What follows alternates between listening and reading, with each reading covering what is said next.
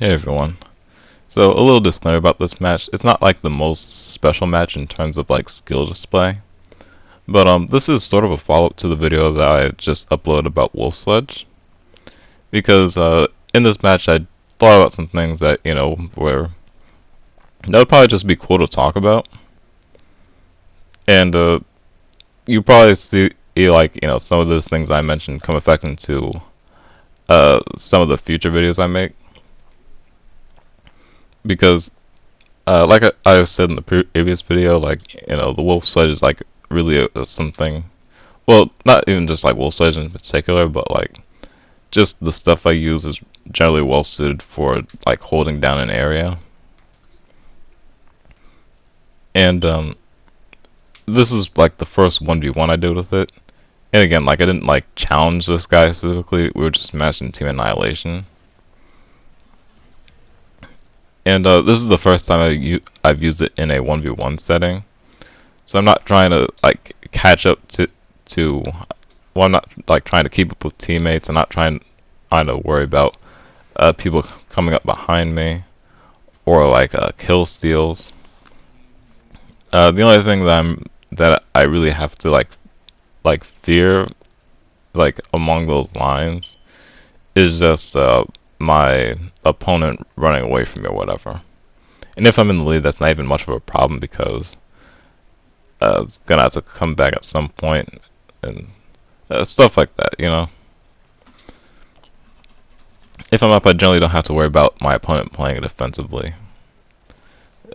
Anyway, um, so this sort of got me thinking about just like overall play styles for like low mobility players because I think there are a lot of options that have just gone unexplored,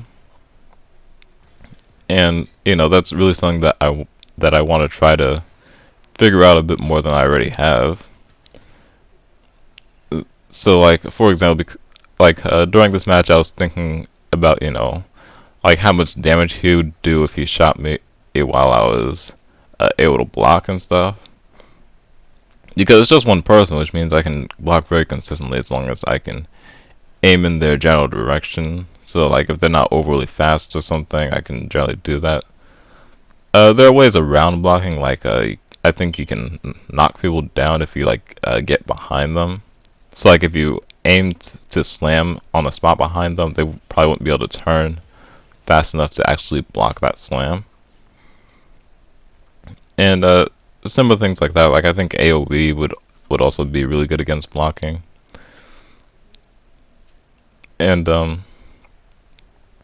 and like the main thing I was thinking about is like this could turn into like a whole subset of playstyles because I haven't really seen this really done before besides in like matches where people are just fooling around.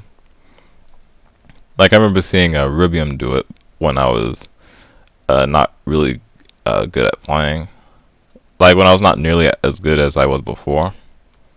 Well, as I am now, I mean.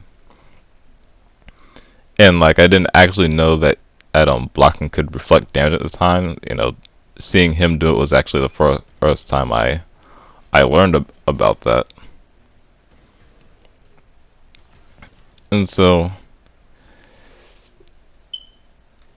yeah, it's basically it's a really slow sort of play style right now, but you're gonna see that it's working well enough. Like again, this person isn't like the best test subject, but this is just how I got the thought, and I decided it's overall just worth sharing.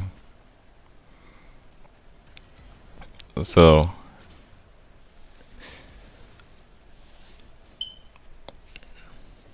like another thing I was actually thinking about because of this is like I think the reason why I've gradually gravitated towards these slower play styles and like holding out areas was because of also what I said in the Wolf Sledge video about basically just like perception.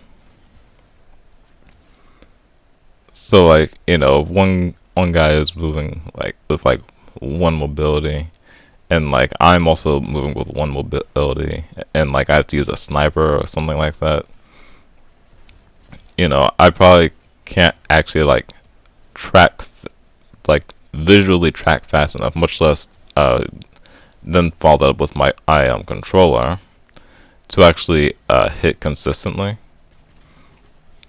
But if I slow myself down, that's gonna make things easier for me. And of course, it's also gonna make things easier for my opponent. But like, if it brings it into a range where I'm actually capable of perceiving what I actually need to actually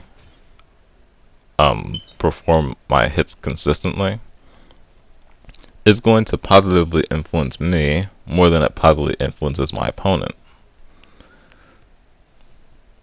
And so, I think that's just an overall,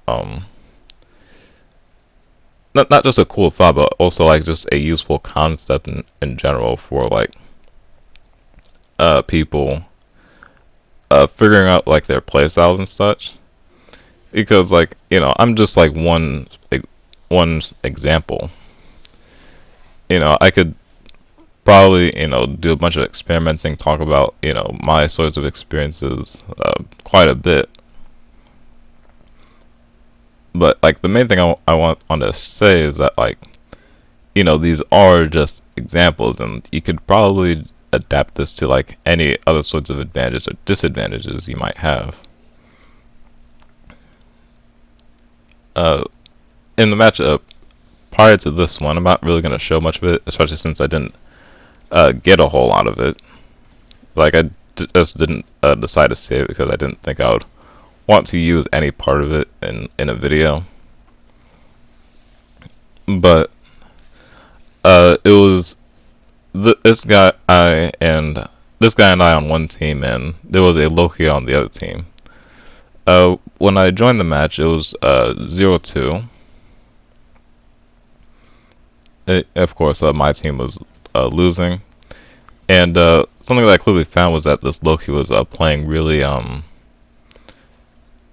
guess, really sneakily, I guess. So like he was going invisible, he was like running away basically anytime he got hit.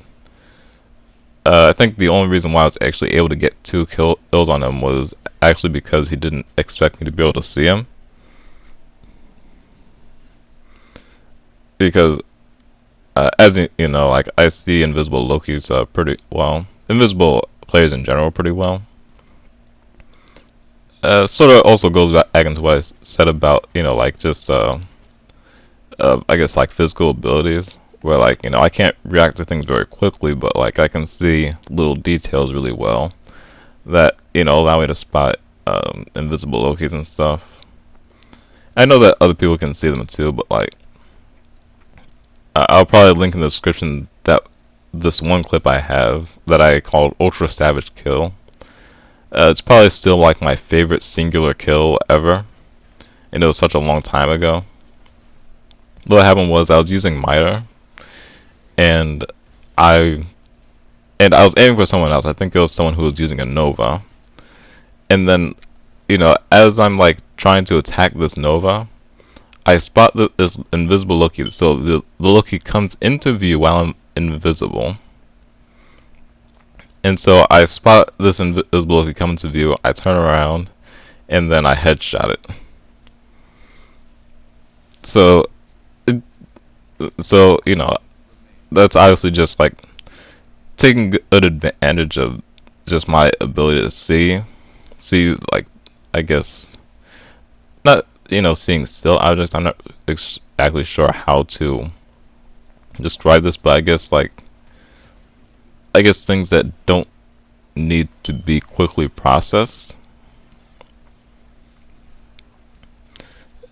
And so again, part of the reason why I'm also making this, because I want to specify that like I'm not complaining about these disadvantages at all, because obviously I have my own advantages and stuff, and I work pretty well with them. I don't think I personally have much to complain about in this context. So it's just interesting talking points, and I think something that could probably, and just things that could help other people. that's just the main reason why I'm doing this. So that's about it actually, and pretty much just as the match ends too. So that's all for now, and you'll see me experimenting in some relatively soon future videos.